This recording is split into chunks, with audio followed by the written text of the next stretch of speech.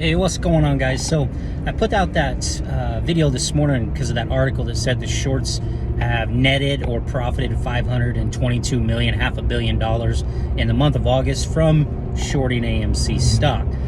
And in there I pointed out the two articles. The main one was the London-based one, Financial News London, and then Investor Place basically mimicked their article.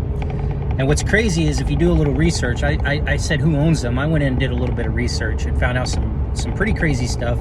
Maybe it's just tinfoil hat, maybe it has no connections. But I gotta tell you, in my experience, even when we look at YouTubers, for example, or influencers. So you take Crackface Boy, right? He beats up on AMC, and he's been doing that for a couple years now. And there's a vendetta there. And I know the story goes he lost a lot of money somewhere along the lines with A stock, maybe not AMC, but possibly. Anyway, there's a personal vengeance, right? There's a vendetta. And then we see it even on the other side of folks, we start to get frustrated in vengeance and vendettas and how do we pay back and talk shit. Well, you look at these platforms, and I'm going to show you here. I did a bunch of heavy research this morning while the kids and the wife were sleeping. Started really digging in it, clicking links, clicking more links, then researching those links within those links. And there's something really crazy that I found. And if you made it this far, please just listen and tell me what you think. Drop your comments, help it out, help move it along. I want to see what people think. This is the kind of reason why people cannot trust media. We cannot trust what comes out in these social media sites, just like you can't trust YouTubers. You can't trust anybody putting out their information, because generally it's going to be swayed in a direction they want the viewer to hear, or it possibly could have some underlying effect under it, meaning there's something more behind it than just a simple article, which could be, are they paid to do it? Is it short and distort campaigns? Or is it personal? Is there some kind of vendetta? Why is it happening? Or is it just all coincidental? I think it's not coincidental, but whatever, just my opinions. Take a look and listen to this and see what you think. I don't want to go through and read off everything, but as you know, that was the article put out by that London Financial News London, and of course it was backed up by Investor Place, who basically just copied their information and even cited them as their source, and then said it came from Ortex. So if you take a look, who is Financial News owned by? It's owned by the Dow Jones Group. And who's Dow Jones owned by? Rupert Murdoch, owner of the News Corp. News Corp is what owns Dow Jones. And then, of course, Investor Place. Who owns Investor Place? Like, where did this place come from? And why do they always talk crap about AMC? Well, one of the major shareholders in Investor Place, and actually it's not in Investor Place, it's by the company Market Watch that owns, is Frank P. Stansberry. And if you know who he is, he has a Stansberry Research. And in the research, I went and found this. If you guys take a look, they literally beat up on. It's like a short and distort campaign like I've never seen before. If you read through all the articles, I didn't want to show you everything they said, but the way they attack AMC, the way they attack us as retail shareholders, the way they put us down in here, I mean, it is insane. It's some of the worst stuff that I've read by anybody. I mean, this stuff in here that I see is worse than what I've seen from Charlie Gasparino. And granted, he works for Fox, who's Rupert Murdoch. So whether or not there's connections or not, but man, this guy, this Stansberry's Research, and whoever keeps writing these articles for him is really, really beating up on AMC, really putting us down. I mean, look at it right there. I mean, just, you have to go research it yourself, Google it, just start reading it. I don't want to read off all these articles to you or go through each and every one of them in detail. But the campaign that they put out, I mean, there's some real anger here.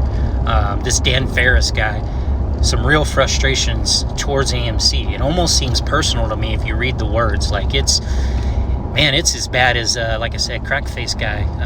So I just wonder why these guys lose something. Did something happen? Or were they paid? Is there a potential that there is marketing dollars coming in to this company to do these kind of things, to put this out there? I mean, that's generally the case. Usually people do one of two things. They either do it out of despite and anger and deceitfulness, or they do it out of the fact that there is something financially motivating to gain. Whether that's not true, I mean, it's just my personal opinion. I have no idea. It's just connecting the dots, connecting pieces of the puzzle together. When you go through and read these articles, when you connect who owns who and how far those links go, And like I said, Stansberry, as you're going to see, he doesn't own the company outright. He's like a 10% shareholder, but he was responsible for basically starting the company. And you're going to see here in a minute, as I talk more about that and some of the history, that I think will kind of blow you away, because it blew me away this morning. It made me think maybe I just found something I shouldn't have found, or maybe I shouldn't have connected dots together, or maybe it means nothing at all.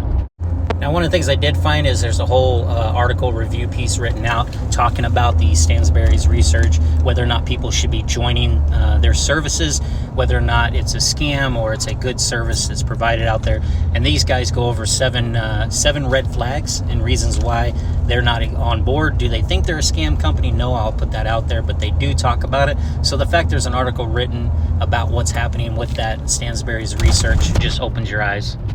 One thing about him, the SEC did sue them. He was a part of the lawsuit back in about 2007, and it had to do with putting out false information about a potential inside trade on a stock to get his viewers, or shall I say his subscribers to the newsletters and things like that, the opportunity to make extra money. But this got him in violation with the SEC, and they actually won.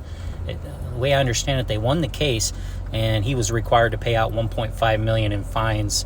It also upset a lot of other news companies and people that wrote articles, because it set a precedence that, you know what, for putting out information, you could get sued. And what's even more crazy, in the midst of that lawsuit, is Stansberry's childhood friend that he got to come to work for him went missing. It's actually a Netflix show, or a documentary now, Unsolved Mysteries. I can't wait to watch it to understand more what happened. But he went missing around the same time of the lawsuit.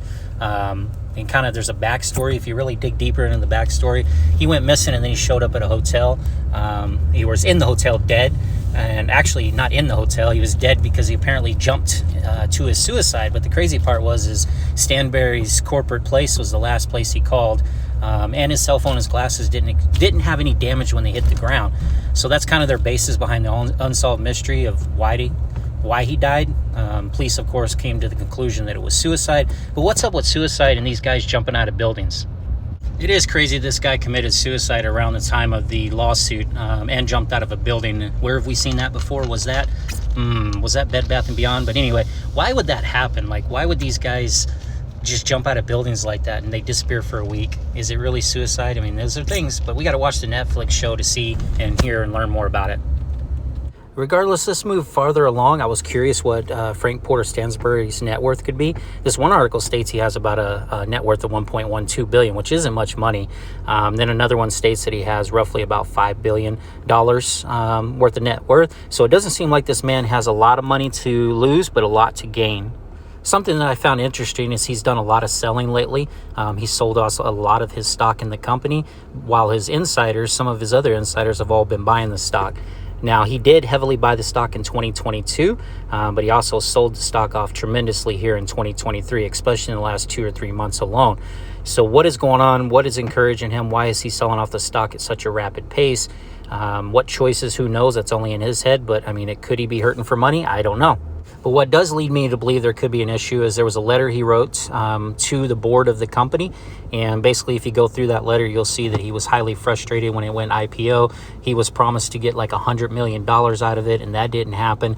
And it sounds like the board of directors and everyone else colluded together to basically make it to where this dude didn't. I mean, he started this company, but this dude didn't get the kind of money he was promised. And he talked about how he was getting yearly dividends of $10 to $20 million. His base salary is over $500K a year.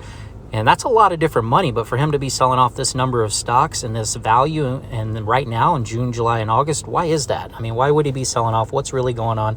And again, this is all speculative. Who knows? But I found it interesting how both of these companies are connected together and how this one is connected and how much it bashes AMC.